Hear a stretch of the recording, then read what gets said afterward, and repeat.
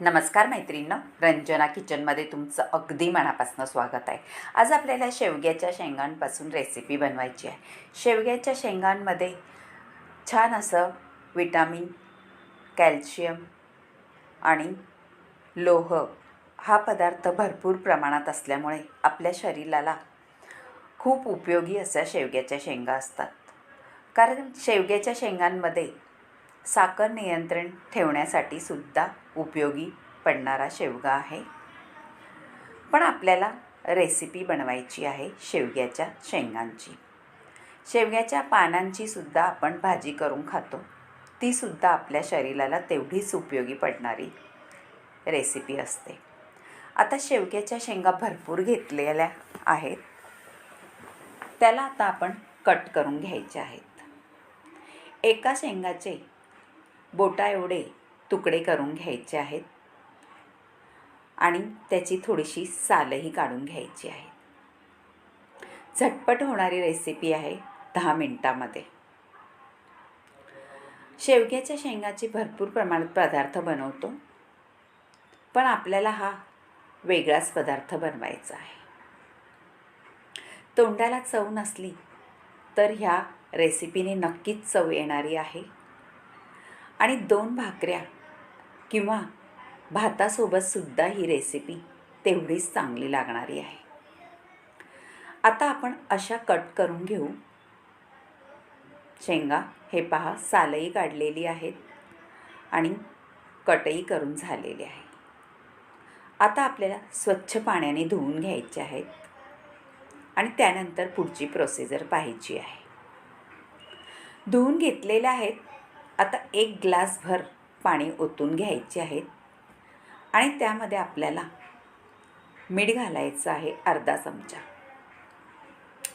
थोडीशी आपण हळदही घालून घेऊ, म्हणजे मीठ आणि हळद घातल्यामुळे आपल्या शेंगांना छान चव येते. आता ह्या शेंगाचं भांडं आपण गॅसवर ठेवून द्यायचं आहे आणि शेंगा शिजवून घ्यायच्या आहेत. शेवग्याच्या शेंगा म्हटलं का लहान मुलांना आवडत नाही, पण ह्या प्रकारे करा, नक्कीच शेंगांच्या चावून चावून खातील इतकी भन्नाट रेसिपी होते. आता शेंगा थोड्याशा शिजायला अजून अवकाश आहे, पण आपण मध्येच पाहायचं आहे शिजल्या का नाही. शेवग्याच्या शेंगा शिजल्या का त्यांचा थोडा कलर बदलतो, पहा. आता आपल्या शेंगा परफेक्ट शिजल्या आहेत. त्याच्यामध्ये दाणे असतात, ते सुद्धा शिजले जातात. चाळणीमध्ये ओतून घ्यायचं आहे, म्हणजे पाणी एका बाजूला होतं आणि शेंगा आपल्या वर राहतात. आता हे पाणी आपल्याला फेकून द्यायचं नाही. छान आमटीमध्ये वापरा किंवा तुम्ही असंचही पिऊ शकता. शेवग्याच्या शेंगांचं पाणी म्हटलं का वरदानच आहे. आयुर्वेदामध्ये शेवग्याला खूप मोठं स्थान आहे. आता मी मोठा तवा ठेवलेला आहे, लोखंडी. त्यामध्ये तेल घालून घ्यायचं आहे. जास्त सामग्रीसुद्धा लागत नाही मैत्रिणींनो, घरच्या साहित्यात होणारी ही रेसिपी आहे. आता वरून आपल्याला फोडणी म्हणजे जिरं आणि मोहरी. ते थोडं तडतडलं का आपल्याला शेंगा घालून घ्यायच्या आहेत. तेलामध्ये परतून घ्यायच्या आहेत शेंगा. हे पहा, आपल्या शेंगा तर शिजलेल्याच आहेत, पण त्याची अजून आपल्याला चव वाढवायची आहे. त्यामुळे आपल्याला लोखंडी तव्यात ह्या शेंगा करून घ्यायच्या आहेत. आता ह्या शेंगा परतून झाल्यात तेलामध्ये फोडणीच्या. त्यावर आता आपण काही मसाले घालू. कोणते मसाले घातलेत हे पहा. आपले घरगुतीच मसाले आहेत, सगळ्यांच्या घरामध्ये असतात. आता तव्यावर सेट करून घ्यायचं आहे शेंगांना आणि त्यामध्ये आपल्याला घरगुती मसाला घालायचा आहे, आपण जो वर्षभर टिकवण्यासाठी करून घेतो तो. आणि कांदा लसूण मसाला घालायचा आहे. मैत्रिणींनो, कांदा लसूण मसाला थोडा जास्त घाला, चवीनुसार मीठही घाला. आणि जर तुम्हाला तिखट हवं असेल तर थोडंसं आणखीन घातलं तरी चालेल, पण हे माप अगदी परफेक्ट आहे. हळदही थोडी घालून घेतलेली आहे आपण, कारण आपण शेवग्याच्या शेंगा शिजवण्यासाठी हळद आणि मीठ घातलेलं आहे. त्याचा अंदाज घेऊन आपण मीठ घालायचं आहे. आता वर खाली करून घेतलेला आहे मिठामध्ये आणि मसाल्यामध्ये. हा घालायचा आहे आपल्याला मॅगी मसाला. मैत्रिणींनो, मॅगी मसाल्याने चव शेवग्याच्या शेंगाची दुप्पट होते. तुमच्याकडे जर मॅगी मसाला नसेल तर धणा पावडर आणि आपला गरम मसाला हे थोडंसं घालू शकता, पण मॅगी मसाल्याची चव अप्रतिमच लागते. आता परत हलवून वर खाली करून घेतलेले आहेत शेंगा. सगळीकडून मसाला लागला गेलेला आहे. आता ह्या स्टेजला आपल्याला एक ट्रिक करायची आहे.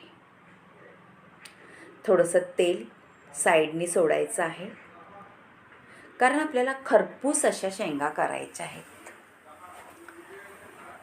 बेसन पीठ घेतलेलं आहे आणि बोटाच्या साह्याने भुरभुरायचं आहे आपल्या शेंगांवरती. कोरडं पीठ आहे, ओलं करायचं नाही, कारण आपल्या शेंगांच्या ओलाव्यामध्ये हे पीठ छान शिजलं जातं. त्याची चव अप्रतिम येते शेंगांना. आता एकदा आपण परत हलवून घ्यायचं आहे. वरून पीठ भुरभुरल्यानंतर वर खाली करून घ्यायचं आहे, म्हणजे पीठही सगळे आपल्या शेंगांना लागलं जाईल. आपल्याला जास्त पीठ घालायचं नाही आहे, फक्त आपण वरून भुरभुरून घ्यायचं आहे, म्हणजे शेंगा छान त्याच्यात लटपटल्या जातात पिठामध्ये. आता वर खाली करून घेतल्यावर परत एकदा आपल्याला पीठ भुरभुरून घ्यायचं आहे, म्हणजे खालच्या बाजूच्या शेंगांना सुद्धा पीठ लागलं जाईल. याप्रमाणे करा मैत्रिणींनो ट्रिक. नक्कीच ह्या शेंगा ताटाच्या शोभा तर वाढवतील, पण तुमच्या तोंडाची चवसुद्धा वाढवणारी रेसिपी आहे.